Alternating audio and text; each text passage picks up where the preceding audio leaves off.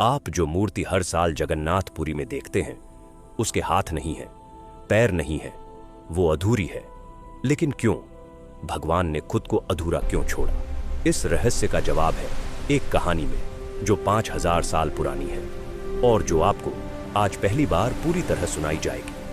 हजारों साल पहले उड़ीसा के इस घने जंगल में एक ऐसा रहस्य छुपा था जिसे दुनिया की किसी भी ताकत ने नहीं देखा था। एक देवता जो किसी से मिलना नहीं चाहते थे। और आज हम उसी रहस्य के दरवाजे पर दस्तक देने वाले हैं। मालवा के राजा इंद्रद्युम्न, जो भगवान विष्णु के परम भक्त थे, उन्हें एक रात एक ऐसा सपना आया जिसने उनकी नींद हमेशा के लिए उड़ा दी। उन्होंने एक देवता देखा, नीले रंग का, दिव्य तेज से दमकता हुआ, और आवाज आई, मुझे ढूंढो। राजा की आंखें खुली, आंसू थे और दिल में था एक अजीब खिंचाव, एक आदेश। राजा ने अपने सबसे विद्वान ब्राह्मण विद्यापति को भेजा उस रहस्यमयी देवता को खोजने के लिए। न नक्शा था, न गाइड, सिर्फ एक सपने की याद और अटूट श्रद्धा। विद्यापति जंगल में उतरते चले गए और जंगल उन्हें निगलता चला गया। अचानक घने पेड़ों के पीछे विद्यापति को दिखी एक बस्ती, एक ऐसा गांव जो दुनिया के नक्शे पर था ही नहीं। ये थे सब्र, एक आदिवासी कबीला जो सदियों से किसी रहस्य की रक्षा कर रहा था। विद्यापति ने देखा कि इस गांव का मुखिया हर रात चुपके से कहीं जाता है, और वो गुफा के अंदर जो हुआ वो विद्यापति ने अपनी जिंदगी में कभी नहीं देखा था। एक बूढ़ा आदमी जंगली पत्तियों और फूलों से किसी अदृश्य देवता की पूजा कर रहा था।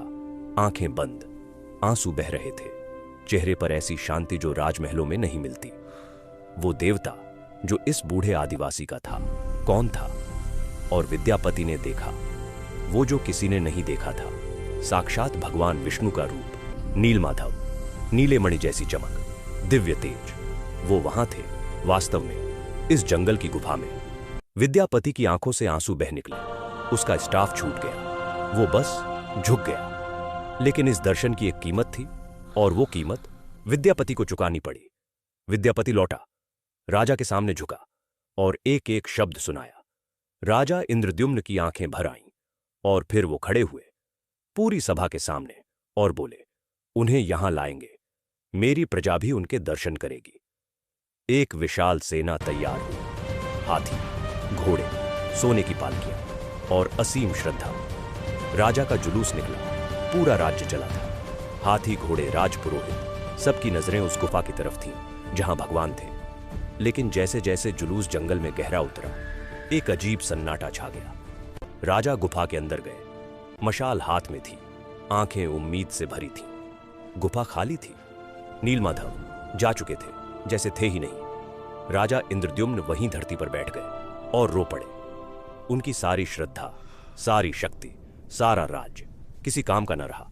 भगवान मिले और छिन गए। और तब आकाश से एक आवाज आई, राजन, दुखी मत हो, मैं आऊंगा, लेकिन अपने नियम पर, अपने समय पर। समुद्र में एक पवित्र लकड़ी तैरती आएगी, वही मेरा स्वरूप है, उसे पहचानो। राजा उठे, समुद्र की तरफ देखा, और दूर क्षितिज पर कुछ तैरता दिख रहा था। और वो आया, एक विशाल काली लकड़ी का तना, समुद्र की लहरों को चीरता हुआ, किनारे आता हुआ, जैसे उसे किसी ने बुलाया हो। राजा इंद्रद्युम्न और विश्वावसु दोनों एक साथ पानी में उतरे, और जैसे ही उन्होंने उस लकड़ी को छुआ, एक दिव्य ऊर्जा की लहर फैल गई। लेकिन इस लकड़ी से मूर्ति बनाना कोई साधारण इंसान नहीं कर सकता था। और तब भीड़ में से एक बूढ़ा बढ़ई निकला। किसी ने उसे बुलाया नहीं था, किसी ने उसे देखा नहीं था आते हुए, वो बस था। उसने लकड़ी को एक बार छुआ और मुस्कुराया। राजा से बोला, मैं बना सकता हूं, लेकिन मेरी एक शर्त है। राजा ने कहा, जो शर्त हो मंजूर है। बूढ़े बढ़ई ने शर्त रखी, 21 दिन मैं अकेला काम करूंगा, दरवाजा बंद रहेगा, कोई नहीं आएगा अंदर, कोई नहीं देखेगा, और अगर किसी ने दरवाजा खोला तो मैं वहीं रुक जाऊंगा, हमेशा के लिए। राजा ने हां कह दी। दरवाजे बंद हुए, जंजीरें पड़ी और शुरू हुई सबसे लंबी 21 रातें। दिन बीतते गए, रातें गुजरती गई, और कार्यशाला से आवाजें आती रहीं। 14वां दिन था। कार्यशाला से 3 दिनों से कोई आवाज नहीं आई थी। न रानी गुंडिचा से रहा न गया। मन में डर था क्या बूढ़ा ठीक है? क्या वो जिंदा है? और रानी ने वो काम किया जो नहीं करना था।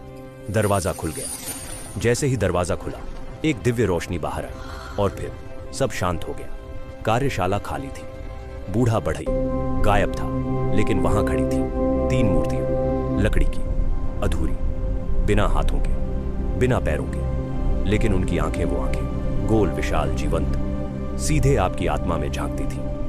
राजा वहीं झुक गए, रानी रो पड़ी और पूरा दरबार स्तब्ध था। लेकिन सवाल तो अब भी था, भगवान ने खुद को अधूरा क्यों छोड़ा? और अब वो जवाब जो 5000 साल से इस मूर्ति में छुपा है। भगवान जगन्नाथ ने अपनी मूर्ति अधूरी नहीं छोड़ी। उन्होंने उसे सबके लिए पूरी की। जिस इंसान के हाथ नहीं है, वो भी इन्हें अपना मान सकता है। जो इंसान टूटा हुआ है, वो भी। जो अधूरा है, वो भी। भगवान ने कहा, मेरी मूर्ति वैसी ही है जैसे मेरे भक्त हैं, अधूरे लेकिन दिव्य। जगन्नाथ, जगत के नाथ, पूरे जगत के, हर इंसान के